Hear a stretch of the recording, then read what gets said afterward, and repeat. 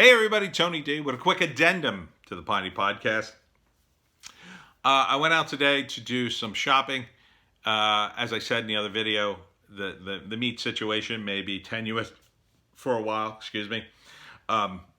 So I went out and I got meat, but the local shop Rite was running low on everything, especially chicken for some reason. Probably because chicken's cheaper, and that's what everybody's trying to save money. But there are still some empty shelves. It didn't seem like they were out of anything in particular, but they were out of some things. Maybe they're consolidating. Maybe they're planning to remove an aisle and widen the aisles, which is something I could see the stores doing. But the deli being open was a big plus for me. I know some of you might say, "Oh, that's not very healthy to eat deli meats." If you eat the higher end stuff, I think that's better. And quite frankly, it's an affordable, quick lunch that I can afford to buy and eat. It's very economical. You buy loaves of bread, you buy meats and cheeses, and then you just slap it all together with some mustard, and you're set for a whole meal.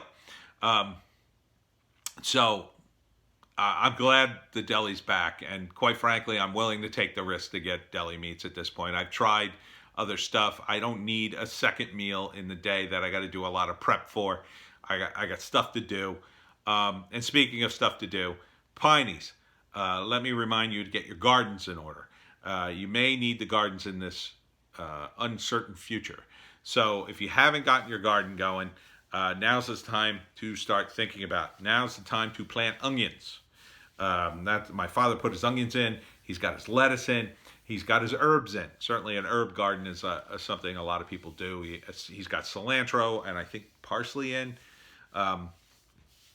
So you might be thinking about that. It's going to get too late, and you might want to get your sprouts going on the tomatoes. If you don't want to order any seeds, then get an egg carton, fill it with topsoil, take a tomato, cut out the seeds, and just put them all in the little things in the egg carton, and keep the soil nice and moist. Put it in some sun, and in a week or two, you should have some nice looking sprouts that you can transfer out into your garden when the weather gets a little warmer and it's time to plant tomatoes. I'm not sure when you plant tomatoes. I'm gonna guess closer to the end of May, June.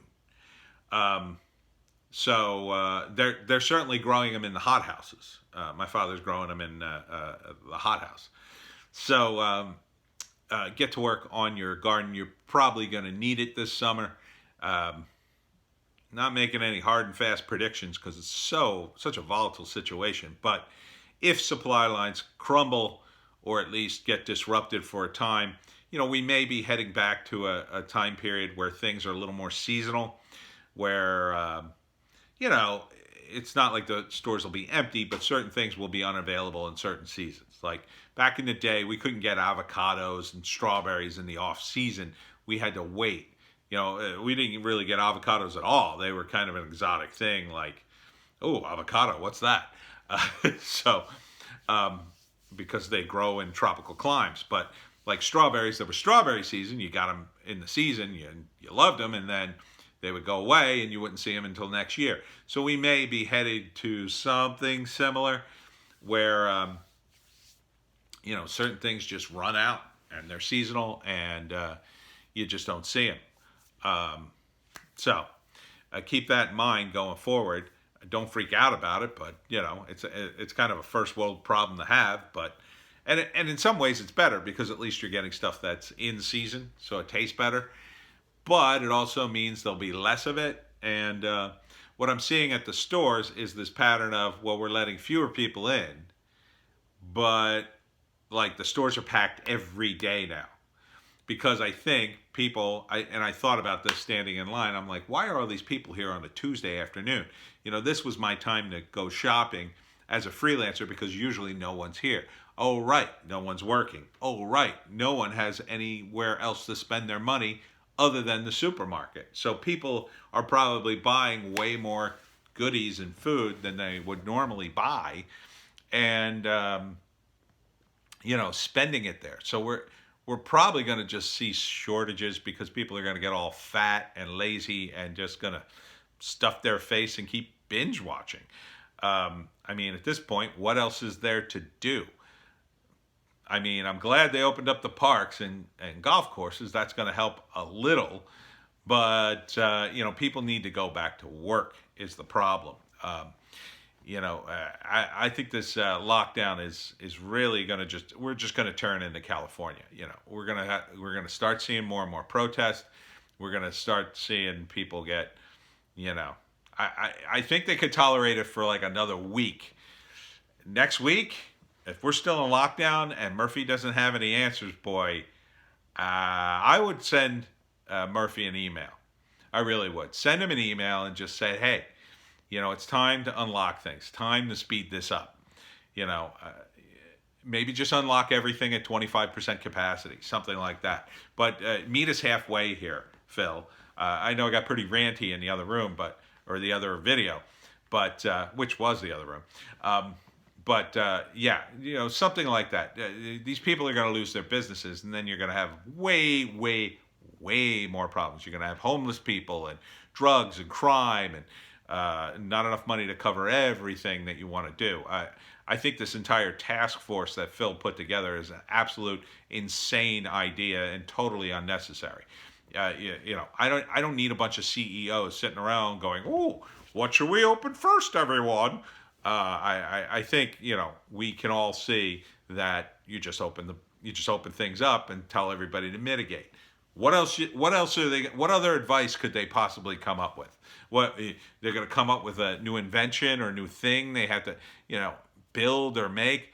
They're going to put up the sneeze guard. Everybody's putting up the sneeze guard, so interacting with the cashier is safer. But that's not going to make people immune. And if you're wearing the mask, the sneeze guard's kind of redundant anyway. What you have to worry about is people touching food for other people. Now, if the food's cooked and hot, it doesn't even matter.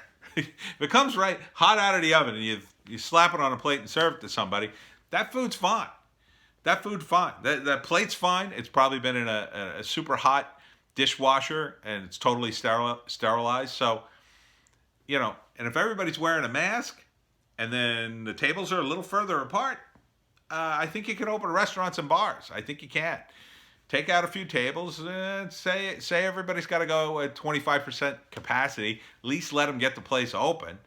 And then, slowly ramp it up. I don't see the point in closing down anymore. I really don't.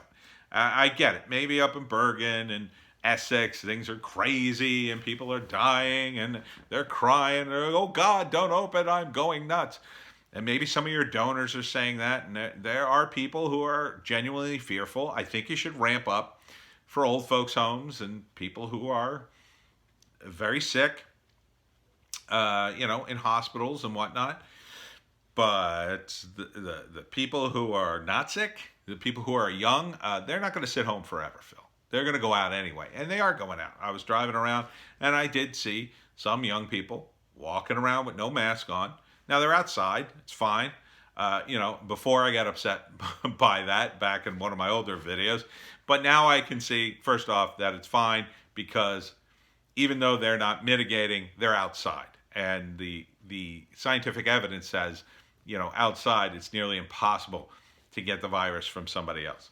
So that's another thing too, Phil. Let the bars and restaurants open as long as they got plenty of airflow.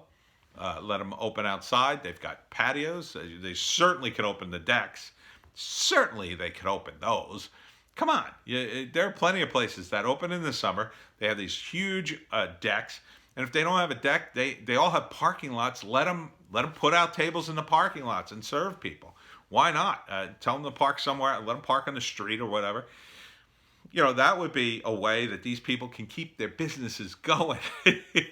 You got to keep their businesses going. And people need stuff to do, Phil. They need stuff to do. Please open things up. This is your second video I'm doing to tell you, open up the state, Phil.